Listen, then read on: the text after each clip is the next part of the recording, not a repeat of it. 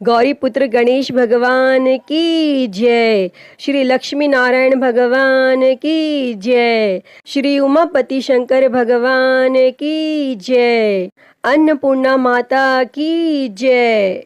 प्रिय भक्तजनों, आज हम इस वीडियो में माता अन्नपूर्णा की व्रत कथा सुनेंगे। तो आप सभी भक्तजन बड़ी ही श्रद्धा, ध्यान पूर्वक और प्रसन्नचित्त मन से माता अन्नपूर्णा की व्रत कथा को सुनिए। तो सभी प्रेम से बोलिए, माता अन्नपूर्णा की जय, सर्व देवी देवता की जय।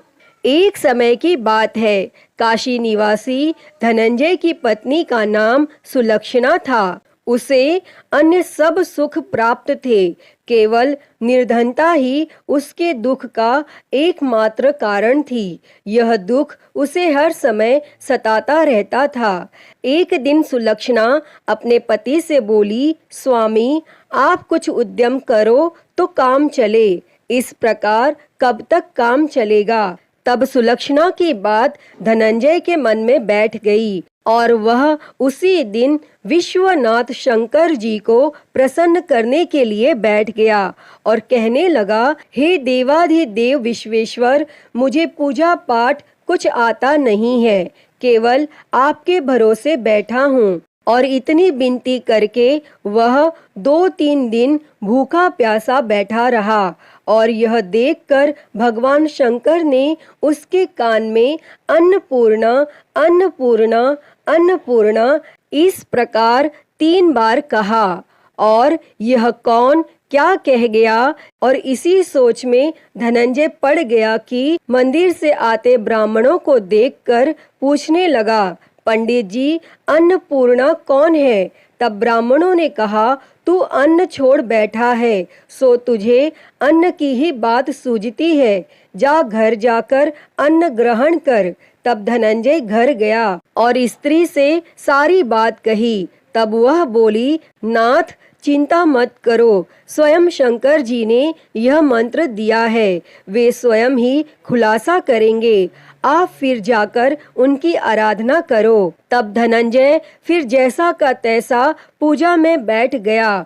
रात्रि में शंकर जी ने आज्ञा दी और कहा, तू पूर्व दिशा में चला जा। और वह अन्नपूर्णा का नाम जपता जाता और रास्ते में फल खाता, झरनों का पानी पीता जाता। और इस प्रकार वह कितने ही दिनों तक चलता गया और वहां से उसे चांदी सी चमकती वन की शोभा देखने में आई, सुंदर सरोवर देखने में आया। उसके किनारे कितनी ही अप्सराएं झुंड बनाए बैठी थी, एक कथा सुनती और सब मिलकर माँ अन्नपूर्णा इस प्रकार बार बार कहती थी। और यह अगहन मास की उजेली रात्रि थी और आज से ही व्रत का आरंभ था। और जिस शब्द की खोज करने वह निकला था, वह उसे वहां सुनने को मिला।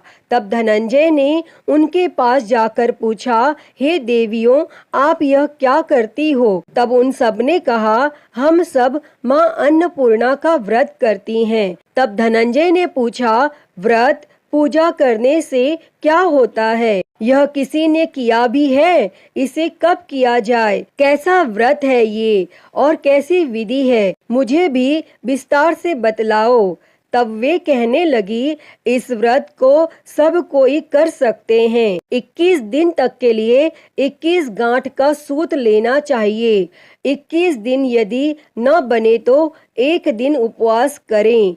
यह भी न बने तो केवल कथा सुनकर प्रसाद लें, निराहार रहकर कथा कहें। और कथा सुनने वाला कोई न मिले तो पीपल के पत्तों को रख, सुपारी या घृत कुमारी वृक्ष को सामने कर, दीपक को साक्षी कर, सूर्य, गाय, तुलसी या महादेव को बिना कथा सुनाए मुख में दाना न डाले। यदि भूल से कुछ पड़ जाए तो एक दिवस फिर उपवास करें और व्रत के दिन क्रोध न करें और झूठ न बोलें। तब धनंजय बोला, इस व्रत के करने से क्या होगा? तब वे कहने लगीं, इसके करने से अंधों को नेत्र मिले, लूलों को हाथ मिले, निर्धन के घर धन आए, बांझी को संतान मिले, मूर्ख को विद्या आए, और जो जिस कामना से व्रत करें माँ उसकी इच्छा पूरी करती हैं। तब धनंजय कहने लगा, बहनों, मेरे पास भी धन नहीं है, विद्या नहीं है, कुछ भी तो नहीं है, मैं तो दुखिया ब्राह्मण हूँ, मुझे इस व्रत का सूत दोगी?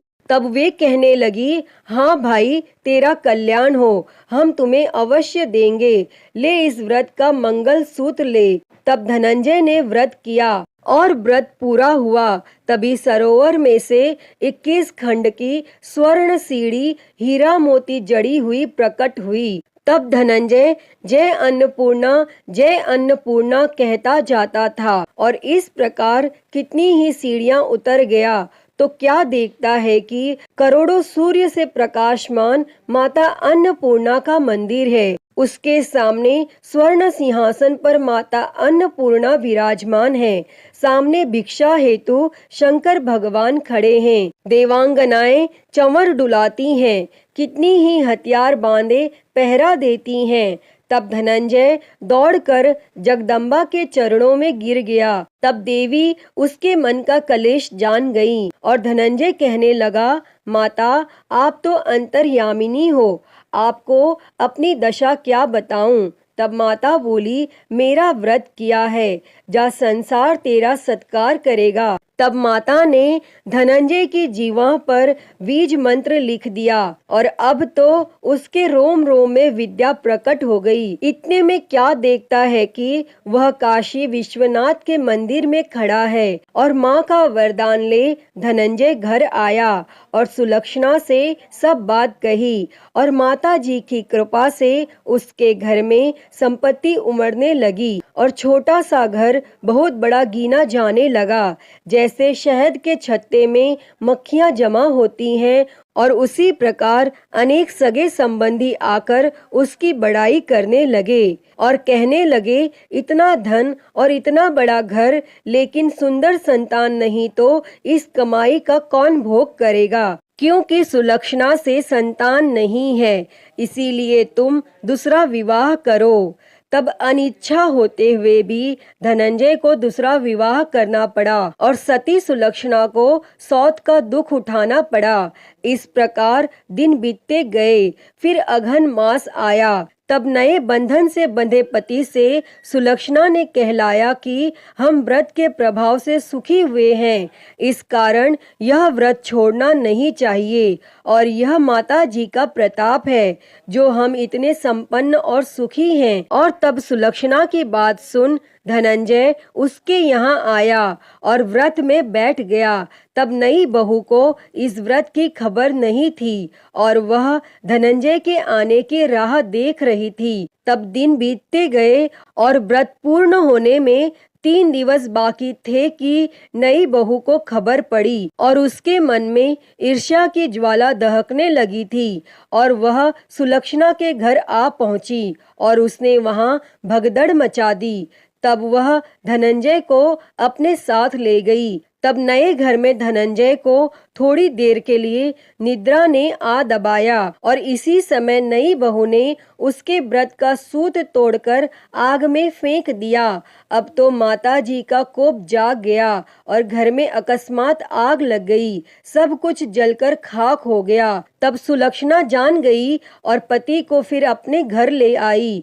तब नई बहू रूठ कर पिता के घर जा बैठी और पति को परमेश्वर मानने वाली सुलक्षणा बोली, हे नाथ, घबराना नहीं, माता जी की कृपा अलौकिक है। पुत्र कुपुत्र हो जाता है पर माता कुमाता नहीं होती। अब आप श्रद्धा और भक्ति से आराधना शुरू करो, वे जरूर हमारा कल्याण करेंगी। तब धनंजय फिर माता के पीछे पड़ गया। फिर वहीं सरोवर पर सीढ़ी प्रकट हुई और उसमें माँ अन्नपूर्णा कहकर वह उतर गया और वहां जा माता जी के चरणों में रुदन करने लगा। तब माता प्रसन्न हो बोली, यह मेरी स्वर्ण की मूर्ति ले, उसकी पूजा करना, तू फिर सुखी हो जाएगा। जा, तुझे मेरा आशीर्वाद है। तेरी स्त्री सुलक्षणा ने श्रद्धा से मेरा व्रत किया है, उसे मैंने पुत्र दिया है। तब धनंजय ने आंखें खोली तो खुद को काशी विश्वनाथ के मंदिर में खड़ा पाया और वहां से फिर उसी प्रकार घर को आया। और इधर सुलक्षणा के दिन चढ़े और महीने पूरे होते ही पुत्र का जन्म हुआ और गांव में आश्चर्य की लहर दौड़ गई। और इस प्रकार उसी गांव के निसंतान सेठ के यहाँ पुत्र होने पर उसने माता अन्नपूर्णा का मंदिर बनवा दिया और उसमें माताजी धूमधाम से पधारी, यज्ञ किया और धनंजय को मंदिर के आचार्य का पद दे दिया। जीविका के लिए मंदिर की दक्षिणा और रहने के लिए बड़ा सुंदर सा भवन दिया। तब धनंजय स्त्री और पुत्र सहित वहां रहने लगा और माताजी के चढ़ावे में भरपूर आमदनी होने लगी। और उधर नई बहू के पिता के घर डाका पड़ा, सब लूट गया। वे भीख मांगकर पेट भरने लगे। और जब सुलक्षणा ने यह सुना तो उन्हें बुलावा भेजा और उन्हें अलग घर में रख लिया और उनके अन्न और वस्त्र का प्रबंध कर दिया। तब धनंजय, सुलक्षणा और उसका पुत्र माताजी की कृपा से आनंद से रहने लगे। अतः ही माता अन्नपूर्णा, जैसे आपने धनंजय और सुलक्षणा के भंडार भरे, वैसे ही इस कथा को कहते, सुनते और हुंकारा भरते सबके भंडार भरना। सभी के जीवन से गरीबी दूर कर उनके जीवन में धन संपत्ति और सुख समृद्धि देना। तो सभी प्रेम से बोलिए, माता अन्नपूर्णा की जय।